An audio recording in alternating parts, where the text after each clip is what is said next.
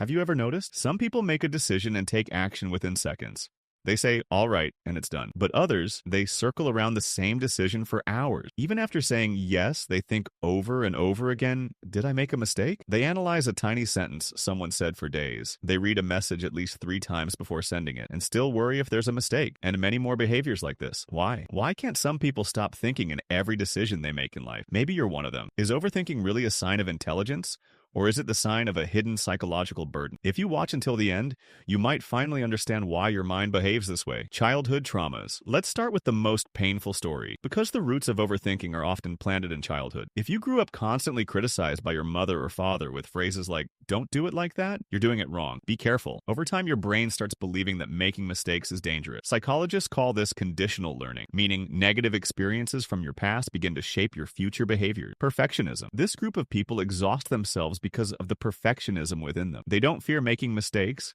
They fear being misunderstood. For them, a wrong decision is not just a decision. It feels like a failure that threatens their identity. In psychology, this is called maladaptive perfectionism. When they try to make a decision, they enter this cycle. What if I make a mistake? What if I regret it? What if I can't fix it later? What if someone criticizes me? And the result, no decision is made. No action is taken. Opportunities are missed, but the mind keeps thinking anyway. That's why an overthinker may appear quiet and still on the outside, but inside their mind there is a storm. Mental overdrive. This group looks like they're not overthinking, but their mind never stops. Modern life has made them forget how to rest. Constant work, constant responsibilities, constant messages and notifications. The brain is exposed to so many stimuli that instead of resting, it stays in permanent analysis mode. In psychology, this is called mental overdrive, when the brain's braking system breaks down. When this happens, even the simplest things turn into complicated scenarios. They can interpret the slightest change in a friend's tone as a threat. Are they upset with me? Did something happen? Did I say something wrong? Yet most of the time the answer is much simpler than they think. Hypervigilance. For this group, overthinking is actually a side effect of emotional intelligence. These people have strong intuition, high sensitivity,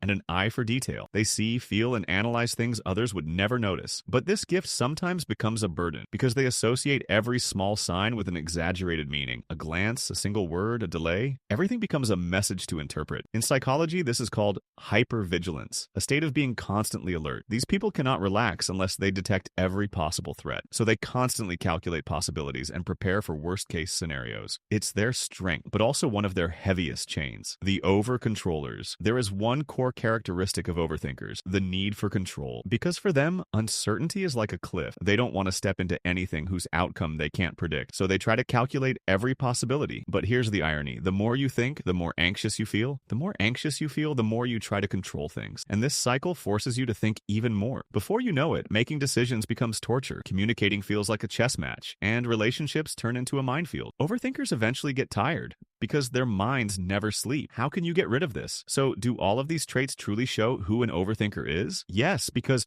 overthinking isn't weakness. Most of the time, it's a sign of high awareness, deep empathy, strong analytical ability, and most importantly, a fragile heart. Overthinkers are usually the ones who care the most and try the hardest. But here's the good news. Overthinking is not destiny. The mind is like a muscle. It can be trained. Facing uncertainty, accepting mistakes is normal. Learning to separate thoughts from reality, all of these can reduce the shadow of overthinking. And maybe the most important realization is this. Not every scenario in your mind is real, but the stories you tell yourself shape your life. At the end of this video, ask yourself, am I overthinking or is my mind trying to protect me? If this video helped you understand yourself a little better, don't forget to subscribe. Because here we don't just talk about psychology. We explore the inner voice, the fears,